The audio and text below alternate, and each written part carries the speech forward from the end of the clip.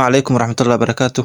waxaynu baraynaa sida loo sameeyo class broken sida muuqaalkan oo kale. intaana bilaabin sida loo sameeyo class broken, fadlan waxaan kaa codsanayaa haddaad muuqaalkan ka hesho inaad like saarto, haddaad youtube-ka channelkan aad ku cusub tahay inaad subscribe noo saarto. mahadsanid. marka horeysa markaan rabno inaan sameyno class broken waxaan u baahanahay applicationka loo yaqaano CapCut. waxaynu soo furaynaa applicationka CapCut. kadib markaan soo furno waxaan taabanaynaa meesha ay ku qoran tahay new project. kadib waxaan soo gashanaynaa background buluuga.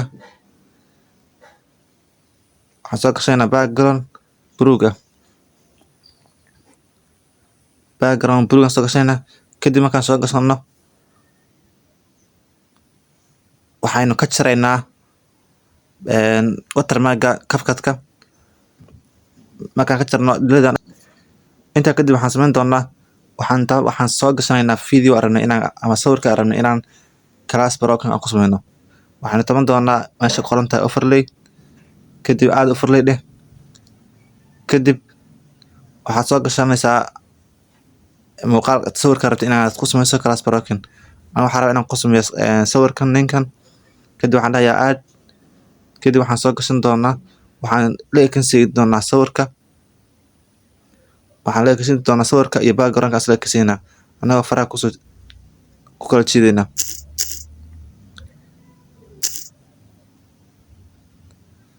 kadib intaa markaan sameyno waxaynu soo gashan doonaa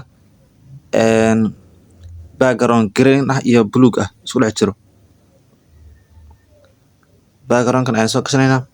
kadib waxaan isla ekeysiinaynaa backgroundka iyo sawirka iyo backgroundka buluuga ayaan isla ekeysiin doonaa. qaybta gadaal ayaan ka jaraynaa. qaybtan ka jar delete. qaybta backgroundka buluugana la ekeysii muuqaalka.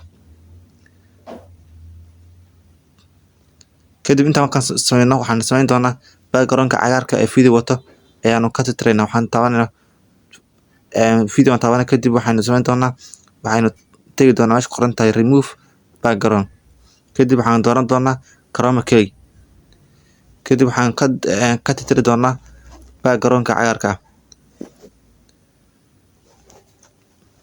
inta markaan sameyno muuqaalka waan soo dejisan doonaa. waxaan dhahaynaa meesha qoran tahay export ayaan dhahaynaa. kadib muuqaalka noo soo degi. markaan aan sameyno muuqaalkan soo dejisano waxaynu mar kale aan dhihi doonaa meesha qoran tahay new project. kadib waxaynu soo gashan doonaa background darbigan ah. backgroundkan soo gashan doonaa. kadib markaan soo gashano waxaynu sameyn doonaa waxaan ka tirtiri doonaa watermarkaas ka tirtiraynaa. kadib waxaan soo gashan doonaa waxaan taaban doonaa meesha ku qoran tahay overlay. kadib aad overlay waxaan soo gashan doonaa muuqaalka haddaan sameynay soo gashan doonaa. kadib waxaan isla ekeysiinaa backgroundka iyo muuqaalka gadaal ayaan ka jaraynaa. backgroundka iyo muuqaalka isla ekeysiin doonaa. kadib qaybta inta iska jar delete iska dheh. kadib waxaan isla ekeysiin doonaa backgroundka iyo muuqaalka ayaan isku saas ka dhigi doonaa. kadib markaan saas ka dhigno waxaan ka tirtiri doonaa backgroundka buluuga meeshaan taaban doonaa. kadibna waxaynu taaban doonaa meesha qoran tahay remove background. kadib chroma key aan taaban doonaa. kadibna backgroundka buluuga ayaan iska tiri doonaa. markaan iska tirno muuqaalkan daari doonaa qaab kusoo baxo. hadda waan sameynay class broken laakiin waxaa naga dhiman codka ayaa naga dhiman. cod ayaan soo gashan doonaa oo ka turjumay class broken. waxaan taaban doonaa meesha ku qoran tahay audio. markaan taabano kadib waxaan taaban doonaa sound effect. kadib meeshan waxaan ku qori doonaa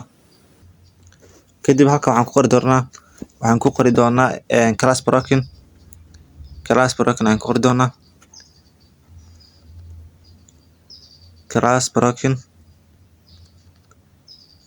ayaan ku qori doonaa. kadib markaan ku qorno class broken waxaa noo soo bixi doonaa codod fara badan oo class broken ka turjumay. mid kamid ayaan dooran doonaa. midka horeeya ayaan dooranaynaa. midkaas horeeya ayaan dooran. kadib waxaan dhahaynaa aad. kadib sax ayaan saaraynaa. kadib waxaan isla ekeysiin doonaa muuqaalka iyo backgroundka iyo codka isla ekeysiin doonaa. waxaan ka tiraynaa qaybta oo gadaal ayaan ka tiraynaa isla ekeysii. kadib muuqaalka suu kusoo baxay ayaan daari doonaa. qaabkaas ayaa ku soo baxay class broken qaabkaas ayaa loo sameeyaa adoo isticmaalayo CapCut. Kadib muuqaalka waan export garayn doonaa oo qaabkaas ayuu noo soo degi doonaa.